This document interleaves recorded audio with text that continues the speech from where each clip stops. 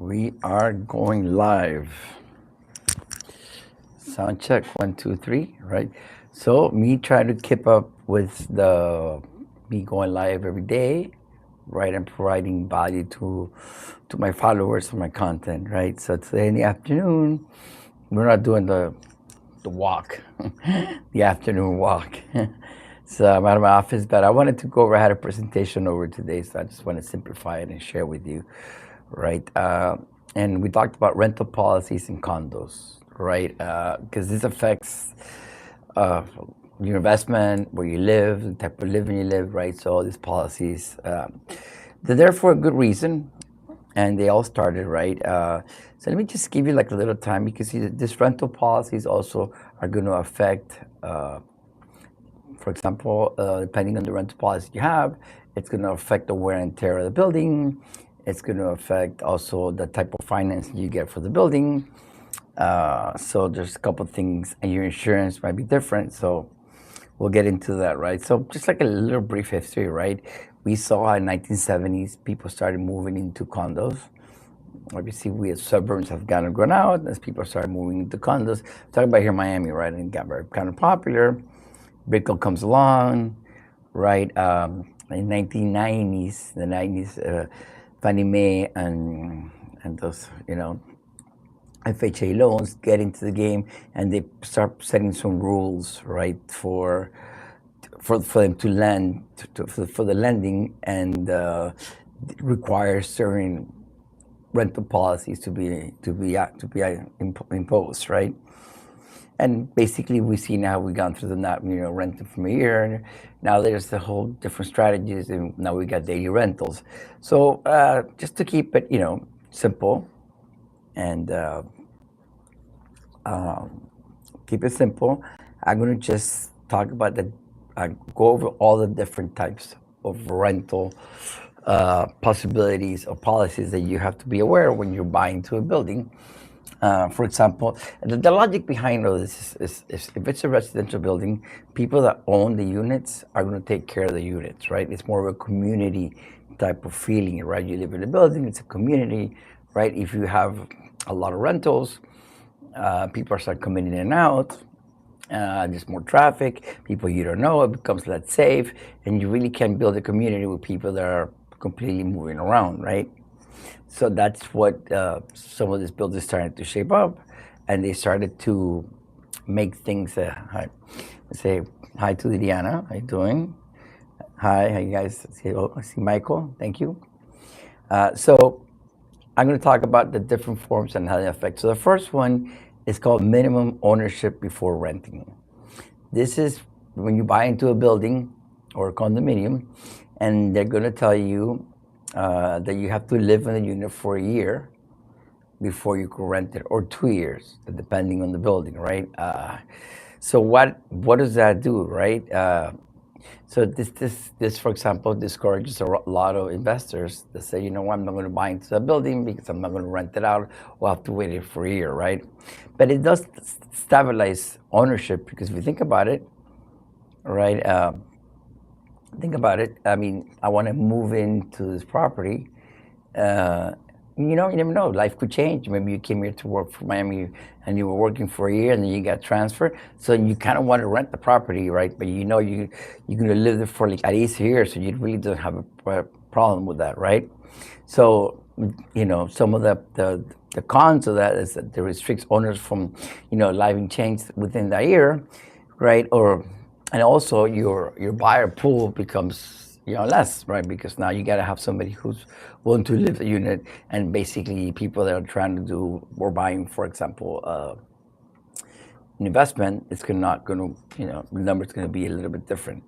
So let's just say, I'll give you some examples of that. I'm going to give you some examples so that you guys are making me laugh with the comments. But Dayland Toscano is one of those buildings that you must hold the title for a year before you listen, right? Then we got into another policy. Some associations decided to rental cap, max amount of percentage of the building rented.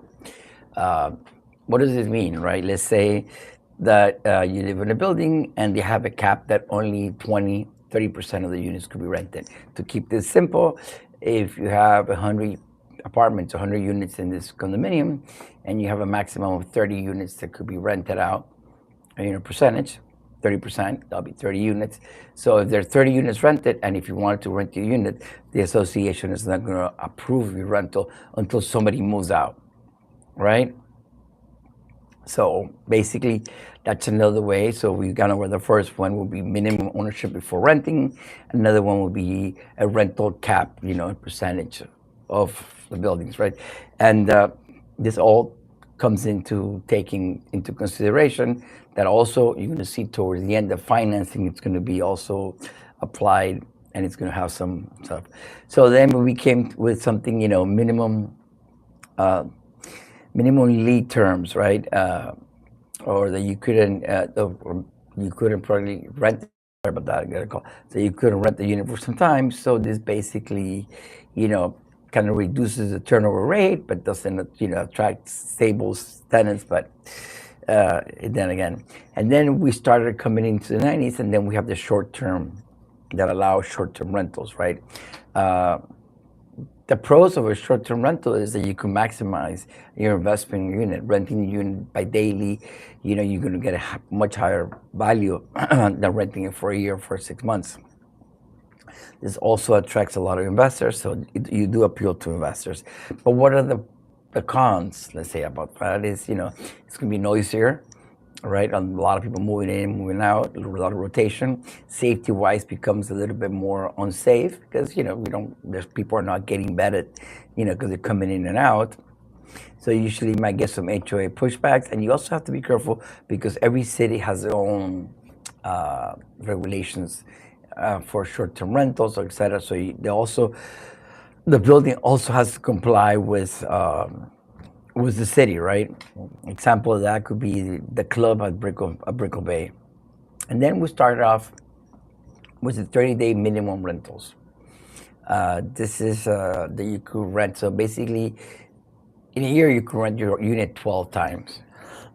This is, gives flexible for the ownerships, right? It attracts investors, longer stays, which are actually becoming, this concept of daily rentals doesn't really exist because you rent one day, you have to clean the other day, so you don't take advantage of the whole stuff. There's also a lot of wear and tear and a lot of cost of doing this,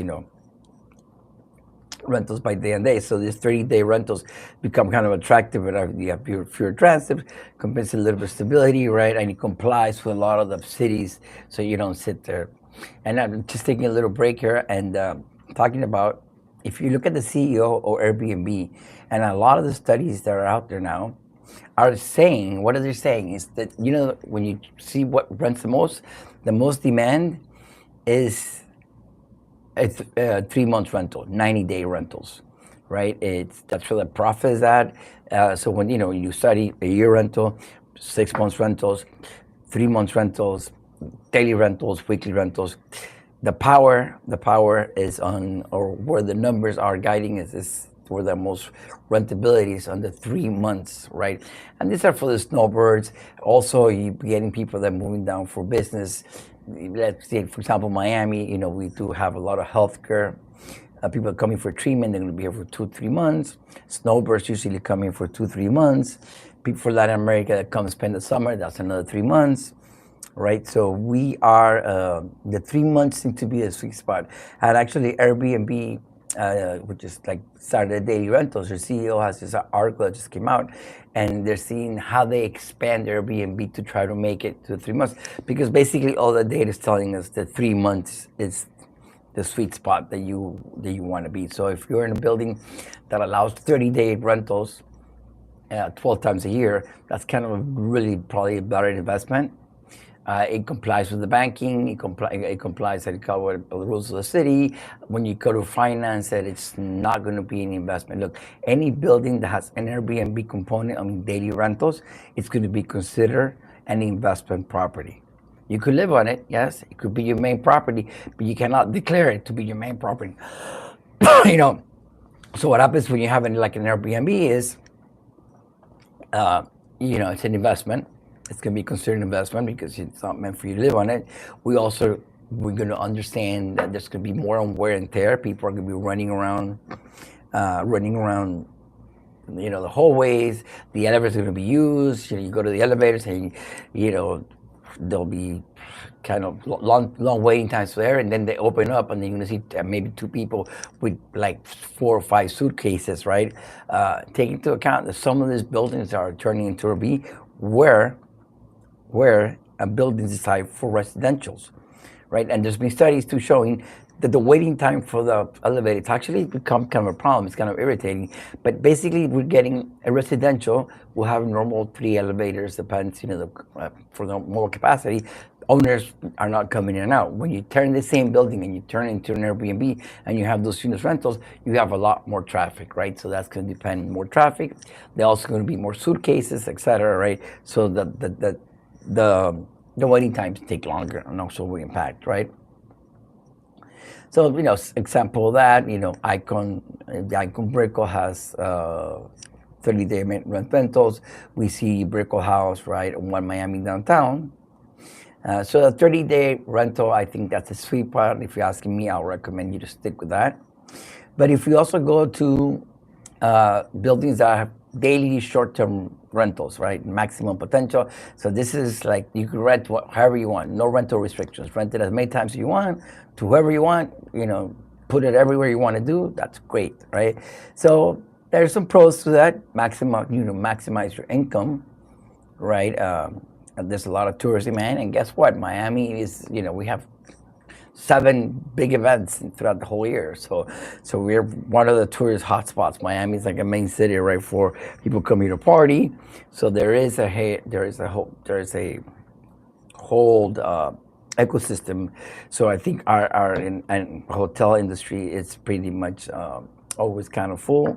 So the Airbnb demand is actually needed. So it's a magnet. It's actually people want to get into the business, but it's an instant term, right? So that's the daily short terms, right? So, and then the other thing, another program will be the hotel condo program. This is when you live in an apartment that is within a hotel. This would be the Ritz. This could be the Four Seasons, right? So you have a hotel component in that unit, right? So you're basically living in the hotel. Instead of basically you buying a suite or in the hotel, that's going to be your suite, and basically you could live there and enjoy all the hotel amenities. But when you want to put that to work, let's say if you wanted to rent it out, you're going to have to you have to use the hotel. The hotel will take over your unit, and they will obviously rent the unit for you like a hotel room or a hotel suite. Problem with that is that usually the hotels will have higher standards, higher insurance. So basically, they charge about 40-50% of that income. So that's not very attractive sometimes. And you also, when you put your unit in a hotel program, they're going to have blackout dates, like the best times of the year. You can't use your unit if you put it on the hotel. So that pretty much, but it's out there, right? It's one of the things that come with high costs, right? So typically we went over the different policies that we have, right? So let me just kind of make a recap, right? You have minimum ownership before renting. That it's going to require you the owner to stay the property. We're going to have rental cap, which is depending how many units are rented. That's it, no more than that. You're going to have minimum lead terms leases that they're going to reduce the amount of time that you can rent, right? Short term allowed, right? That's another term that they use. 30 days minimum rentals, which that's kind of the sweet spot that I'm kind of hoping. That's basically, if I were to recommend you to do something, this is probably where you see. And the numbers in the data shows that is where you want to be at, right? So the minimum rentals, and then we also have the complete Airbnb daily rental units that you can manage yourself or whatever you want to do with that. And those, and the hotel, those are pretty much the ways, the rental programs. So when you buy into this pre-construction, it's pretty important that you know what obviously you're going to get the condo docs, right? And in the condo docs, there will be the regulations of what you are buying. We're also running into the situation now that we're seeing buildings that maybe that now that they'll build in pre-construction and it'll be, let's say, 60-story to keep it simple, and they might say the first 20 stories it's a hotel, and then from 20 to the 40th floor it's an Airbnb, and from the 40 and the 60 that's residential. That's just for residents, and you cannot rent that out maybe 30 days or maybe rent it 6 months depending on the policy. So it's very, very important that you know what you're buying into it, because it's also going to affect your financing, right? Remember, in common sense, it's also it's going to, and your HOA, because remember, even the insurance companies, they're smart. They realize, oh, so if your building allows Airbnb, daily renters, there's more possibilities of insurance claims. There's more and more interest. There's more accidents that happen. That, people go to an Airbnb and they're going to party or they're going to be. So obviously the insurance is going to say, you know what, I'm taking more of a risk here. So the premium of the insurance is going to go up, right? So basically, it's common sense. So your costs go up, right? So just to then, and this is something that's very, just to kind of top it off, is who enforces the rental policies and how, right? So this is the thing, typically you have the condo association, which are the property managers that live in the building, and they'll catch up and do something if you're doing something illegally, like putting your unit in like an Airbnb when you're not Airbnb, when you're not Airbnb allowed, right? A lot of people, it's a lot of people that just don't think about it. They just put it. They don't realize that you might have to get a permit. If you do Airbnb, you might have to register with the city. So it depends on the code, on the building code that you're at, right?